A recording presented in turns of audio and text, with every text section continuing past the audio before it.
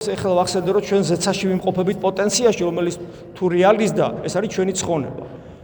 ზეცაში და რა ვახსენე? მარჯვენით მამის, ანუ ყოვლადწმინდა სამების წიაღში. ჩვენ გაგვიგია სიტყვა სამოთხე, გაგვიგია სასუფეველი.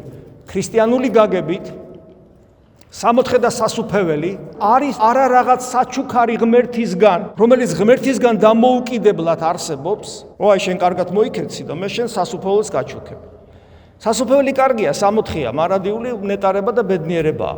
და ნახეთ რა გამოდის, ჩემთვის მიზანი ხდება სამოთხე და სასუფეველი, რომელსაც ღმერთი მჩუქნის. მაშინ ღმერთი რა გამოდის ჩემთვის? საშუალება მიზნის მისაღებად. ანუ ჩემს რელიგიურ ცნობიერებაში ყველაზე მაღალია სამოთხე და ღმერთი უბრალოდ კაი ღონიერი ბიძაა, რომელიც მე მჩუქნის ამ სამოთხე სასუფეველს. ანუ ანგარებიანი დამოკიდებულება მაქვს, მინდა არ მინდა, დოქტრინამ თავაზობს ესე და მთელი რიგი რელიგიებია ასეთი. ქრისტიანობა გეუბნება არა, სამოთხე და სასუფეველი თავად ღმერთია. ღმერთმა რაღაცა კი არ უნდა მოგცეს. ღმერთი თავის თავს გაძლევს მთლიანად. უძღებიშვილის იგავშიროა უფროსის შეუნება.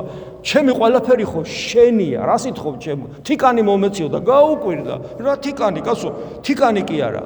ყველაფერი რაც ჩემია ის შენია, გესმით? აი ეს არის. ოღონ აქ არის ერთი პრობლემა, ადამიანებს არ უნდათ ღმერთის რაც არის ყველაფერი თავისთვის. ადამიანებს ხშირად ცხოველური გართობა და სიამოვნება და ეგოიზმის და ინდივიდუალიზმის და სიამაყის და ამპარტავნების დაკმაყოფილება ურჩევნიათ, ვიდრე ღმერთად ყოფნა. რატომ? წეღან თქვი. სიმდაბლის გარეშე ეს არ არსებობს. თავდაბლობა არის უმთავრესი თვისება ღმერთის.